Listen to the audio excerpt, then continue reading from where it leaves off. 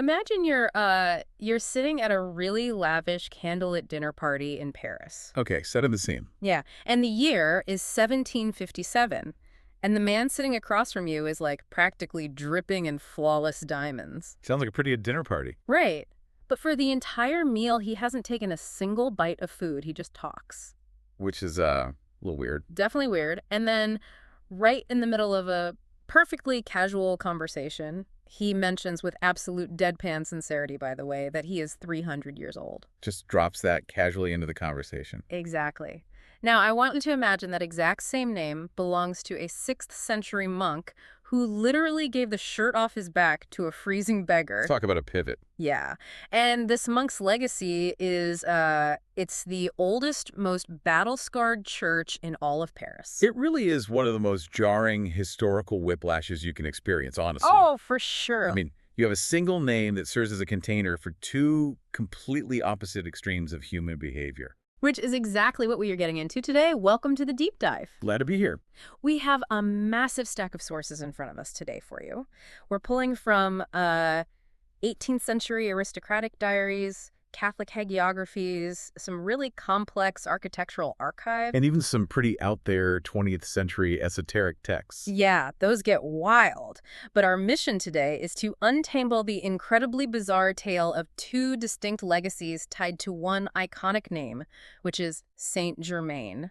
Okay, let's unpack this. Because, depending on who you ask, Saint-Germain is either an immortal, teleporting alchemist who conquered death, Right. or he's a selfless ascetic who saved an entire city from warlords.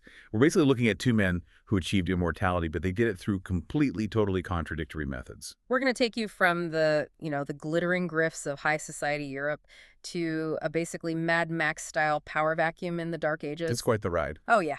We've got Viking raids, angry monks, the gruesome mechanics of the French Revolution, and a man who claimed he could literally melt diamonds. Let's start with the illusionist, though. Yes, the man who sat at that dinner party in Paris, the Count of Saint-Germain. The Count is like the ultimate 18th century enigma.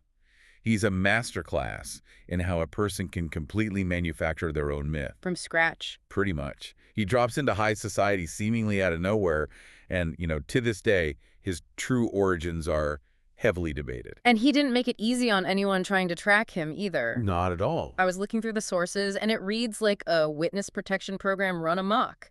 I mean, he went by the Marquess of Montferrat, Count Bellamar, Knight Shuning, Count Weldon, Prince Rigozzi. And he claimed at the very end of his life that he was the son of Prince Francis II Rákóczi of Transylvania. Which is very convenient. Highly convenient. I mean, it would perfectly explain his obvious wealth, his flawless manners, his highly refined education, but there is absolutely zero historical documentation to back it up. Shocker. Right. He didn't just change his name, though. He calibrated his entire persona to perfectly manipulate whoever happened to be standing in front of him. Okay, give us an example of how he operated, because the sources mention he was actually arrested in London in 1745. Right, so this is a fascinating account from the English writer Horace Walpole. Okay. So 1745 is the height of the Jacobite rebellion. This was a bloody, high-stakes attempt to restore the Stuart king to the British throne. So everyone's on edge. Exactly. Paranoia in London was at a complete fever pitch, and authorities were arresting anyone suspected of espionage. And they pick up the Count. But he talks his way out of it, doesn't he? Completely talks his way out of it. Walpole writes about this guy with such sheer bafflement. Like, he notes that they released him without charge and describes him as a man who, quote, sings, plays on the violin wonderfully, composes, is mad, and not very sensible. Not very sensible. I love that. But even Walpole couldn't deny his presence. He admitted the Count seemed to be a man of quality. He dressed magnificently, carried pockets full of jewels, and fluently spoke a half-dozen languages. He was a total chameleon. Like, if he needed to play the eccentric nobleman in London, he did it. But by the time we get to that 1757 dinner party in Paris, he had evolved. And this is where Giacomo Casanova comes in. The one and only. And it takes a lot to impress Casanova. Exactly. Casanova is practically the patron saint of 18th century charlatans himself. Right. But in his memoirs, he writes about the Count with this mix of awe and deep suspicion. Casanova notes the Count's bizarre eating habits. That he never ate in public. Yeah, he maintained this illusion that he just didn't require human sustenance. But it was the claims he made that were so staggering. Yeah, he casually mentions he's 300 years old. He claims to possess the universal medicine. Which is huge. Right, which, for you listening, is basically the philosopher's stone. It's an alchemical elixir that supposedly cures all diseases and, stops the aging process entirely. And he also told these aristocrats that if they gave him 10 or 12 small, flawed diamonds, he could melt them down into one massive, flawless diamond without losing any weight. Which is insane. Total insanity. And we should really look at the mechanics of that diamond claim for a second. Scientifically, you cannot just melt a diamond in an 18th century furnace and verge it like candle wax. Right. Don't diamonds just burn up? Yes. They burn into carbon dioxide at extreme temperatures. So how is he doing it? Most historians suspect it was just simple sleight of hand. Of course. He would take the flawed stones, stall for a few weeks, and then present a previously purchased flawless stone of a similar weight. Wow. But the theater of it was so intoxicating that people just believed it. Including royalty, by the way. I mean, Voltaire famously dubbed him the Wonder Man who does not die and who knows everything. High praise from Voltaire. Yeah. And King Louis V was so utterly charmed and, frankly, probably just really bored with royal life that he actually gave the Count a suite of rooms and a massive, fully funded laboratory at the Chateau de Chambord. Wow. Just so the Count could experiment with making chemical dyes. He essentially became a highly funded royal pet. Wait, I have to push back here, though. This is the part that makes absolutely no sense to me. Okay, let's hear it. This is the 18th century. It's the Enlightenment. You have Voltaire, you have Newton, you have the greatest minds in Europe laying down the foundations of modern physics and rational thought. Right. How on earth are the smartest, most powerful people in Europe falling for a guy who says he's a 300-year-old wizard who can melt diamonds? What's fascinating here is that is exactly the crucial question. And to understand it, you really have to look at the psychology of the era. Okay. Yes, it was the Enlightenment. Breathtaking scientific discoveries were happening constantly. But because the frontier of science was expanding so rapidly, the line between rigorous chemistry and mystical alchemy hadn't fully solidified yet. So it was all just kind of blurred together. Exactly. To an aristocrat who doesn't understand the scientific method, looking through a microscope for the first time feels like magic. Oh, I see. So they assume, well, if a microscope is real, why can't the universal medicine be real? Precisely. And remember who his audience is.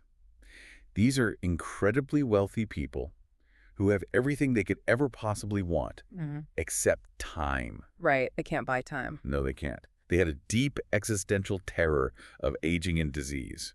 And the Count basically weaponized that fear. He spoke the rigorous vocabulary of science. He talked about laboratories, chemical dyes, compounds, but he promised the fantastical results of magic. Oh my gosh, it's literally 18th century Theranos. Yes. He is Elizabeth Holmes in a powdered wig. I mean, he's got no credentials. He's using endless aliases, but he uses the aesthetics of science and his own immense charisma to separate incredibly rich people from their critical thinking. That is a perfect analogy. Yeah. He understood that people don't buy facts, they buy narratives that make them feel safe. But the grift has an expiration date, because for a guy claiming to have conquered death itself, his actual end is shockingly mundane. It is the ultimate reality check. Yeah. The Count died in 1784. He had moved to the Duchy of Schleswig, where he had managed to convince yet another royal, Prince Charles of Hesse-Kassel, to let him use an abandoned factory for alchemical experiments. So he literally died in a factory. He did. And when the authorities finally did an inventory of his estate, there were no melted diamonds, there was no gold. You're probably wondering what the immortal Wonder Man left behind. It's pretty bleak. It is. He had exactly 82 Reichsdollars in cash, a bunch of random receipts, 14 linen shirts, some toothbrushes, and a pair of sunglasses. That's it. Just the sunglasses and the shirts. The great illusion was entirely shattered by a single accounting ledger. Here's where it gets really interesting, though. Because if you think that's the end of the story, just hold on. Because dying penniless in a factory was somehow just a bizarre career pivot for the Count. A very delayed career pivot. Yeah. You're probably wondering how a guy who died with 14 shirts to his name in the 1780s suddenly becomes a teleporting god. It requires a massive leap in time, straight to the late 19th and early 20th centuries. The Count undergoes a sort of theological resurrection. Okay, how does that start? It starts with the Theosophical Society.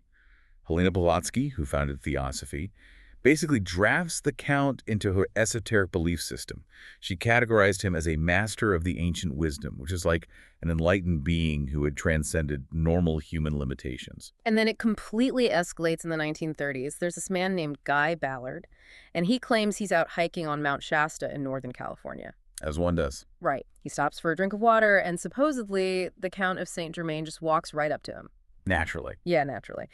And Ballard takes this encounter and founds a massive movement called the I Am activity. Suddenly, the Count is completely rebranded. He's no longer just a charismatic guy doing sleight of hand in Paris. He is an ascended master. They call him Master Rakoczy, or Master R. And in these modern belief systems, the limitations of his physical life are completely erased. He's now capable of teleporting, levitating, and walking through solid walls. Wow. Yeah, he is associated with a spiritual frequency called the violet ray and the gemstone amethyst. They even named him the hierarch of the age of Aquarius. And his resume gets this massive retrospective upgrade, too. Oh, big time. These groups claim his past lives include Sir Francis Bacon. They claim he actually wrote all of Shakespeare's plays, faked his own death, moved to Transylvania, and attained true immortality. They really piled it on. He did. But I have to ask you, why him? Like, why did these modern spiritual movements in America choose a historically verifiable 18th century grifter to be their messiah? Why wouldn't they just invent a completely new, flawless spiritual figure? 2 words.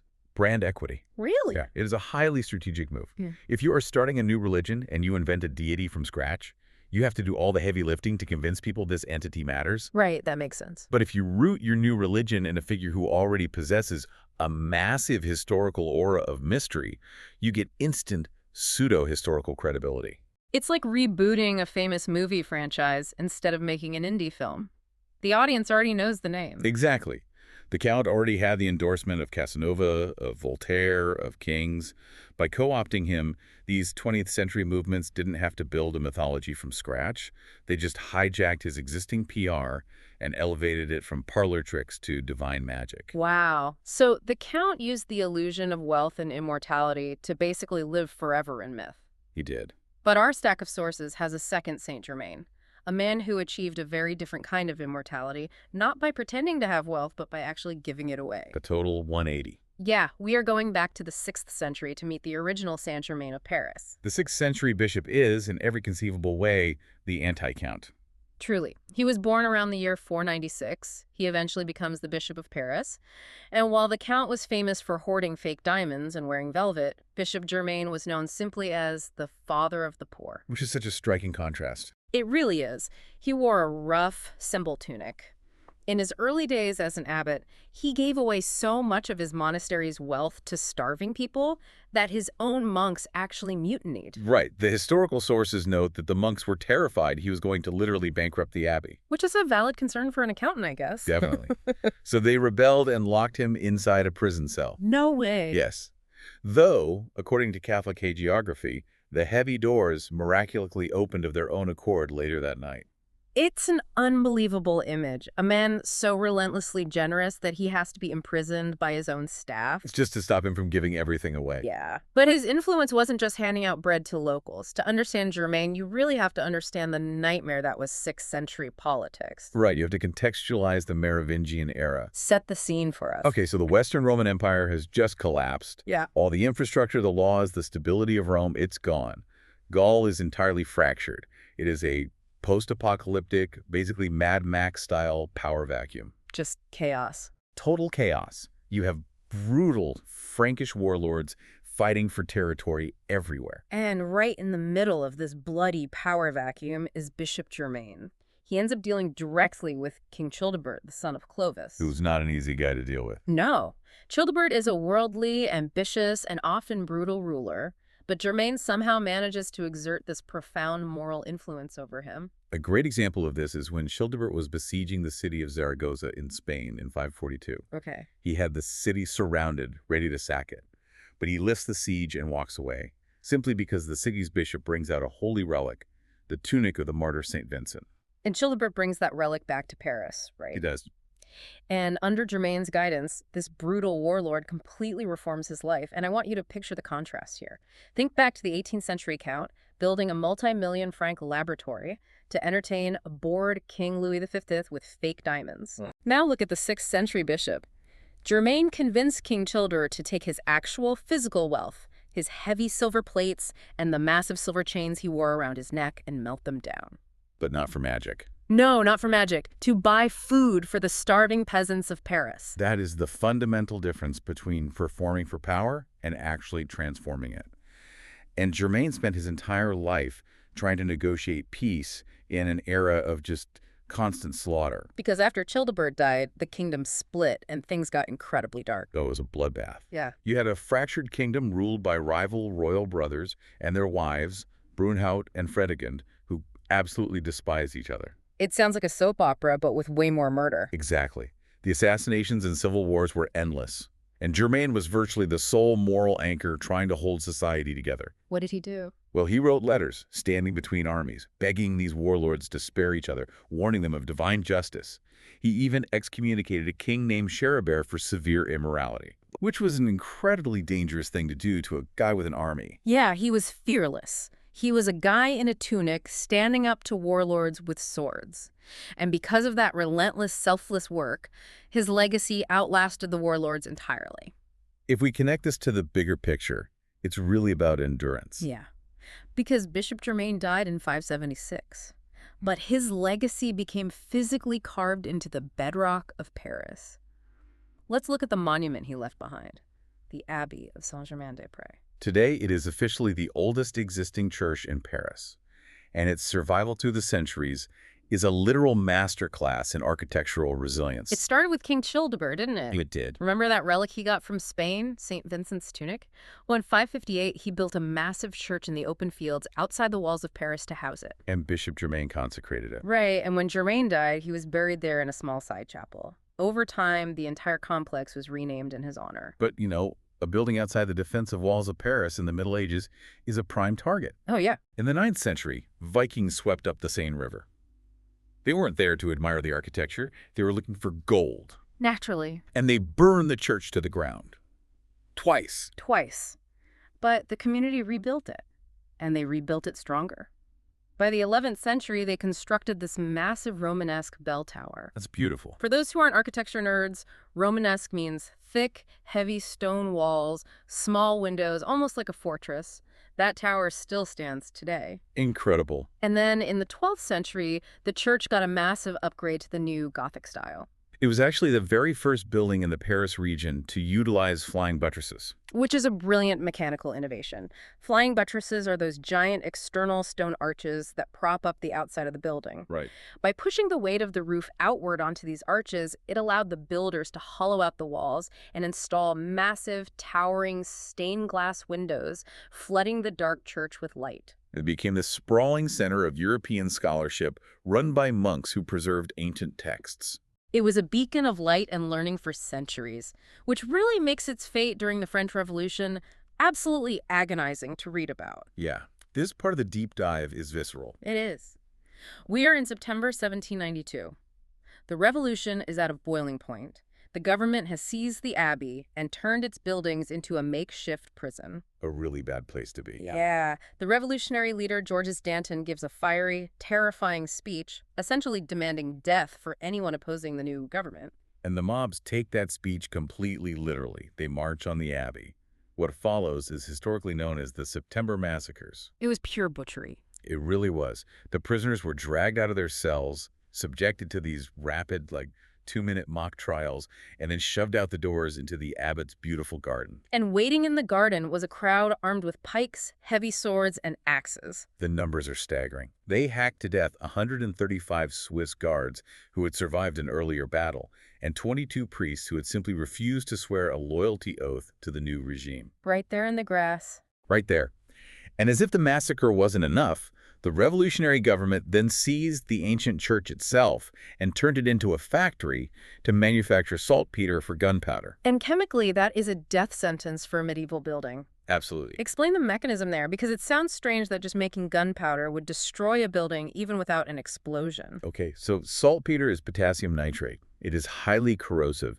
When you refine it on an industrial scale inside a damp stone building, It leaches into the ancient limestone foundation. Oh, wow. Yeah, it pulls moisture from the air, causes massive salt crystallization inside the pores of the stone, and literally rots the pillars from the inside out. It destroys the molecular integrity of the rock. And then, inevitably, a spark hits the actual gunpowder they were making. Of course. A massive accidental explosion rips through the abbey. It blows out the windows, fractures the weakened pillars, and completely obliterates most of the surrounding monastic buildings. It really forces you to pause and consider the sheer irony of it all. Well, a church founded by a man universally known as the father of the poor, a man who dedicated his entire life to stopping warlords from killing each other, was turned into a bloody execution ground and a literal bomb factory. That is heavy. And by the early 1800s, the French government officially debated just tearing the whole ruin down. They almost did. Yeah, they looked at the rotting, exploded pillars and said it had no architectural value left.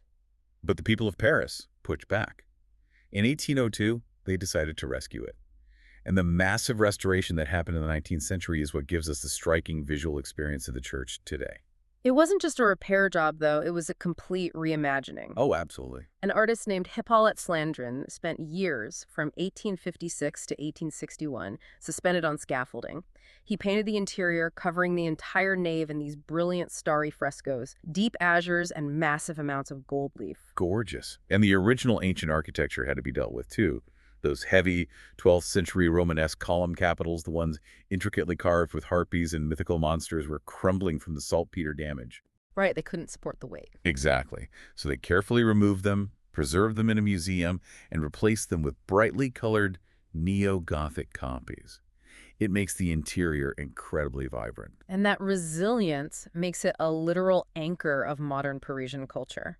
If you walk through those heavy doors today, you aren't just in a church. You are walking past the tomb containing the heart of the philosopher René Descartes. Wow. Yeah, you are walking past the 17th century tomb of Lord James Douglas. And when you step back outside into the sunlight, you are standing in the heart of the left bank. Right across the street is the Café de Domago, the famous cultural hub where post-war intellectuals like Jean-Paul Sartre and Simone de Beauvoir used to sit, drink coffee, and argue about existentialism right in the shadow of that Romanesque tower. So what does this all mean? We look at this building, we look at these two men sharing one name. How do we synthesize all this? I think the through line of all these sources is a really profound lesson on the nature of legacy. On one hand, you have the 18th century Count. He desperately wanted immortality. He used charisma, pseudoscience, and manipulation to manufacture a myth of endless wealth and eternal youth. But he died broke. Exactly, leaving behind 14 shirts. His only survival is as a ghost, an appropriated mascot for modern New Age movements that just use his name to sell a different kind of magical thinking. And on the other hand, you have the 6th century bishop, a man who sought absolutely nothing for himself. He stripped off his own clothes to warm the freezing. He melted down royal gold to feed the hungry. He sought zero fame, only to serve his community and negotiate peace in a brutal world. And his reward was that his legacy became the literal bedrock of a city, a building that absorbed the violence of Vikings, the blood of revolutions, the chemical rot of saltpeter, and time itself. And it still stands today. Holding the heart of a philosopher and inspiring the art of centuries. Which leaves you with something to really mull over long after this deep dive ends. Oh, absolutely. When you look at history, and perhaps when you look at how we operate today, what truly lasts longer? The compelling viral narratives we invent about ourselves to gain immediate status and comfort?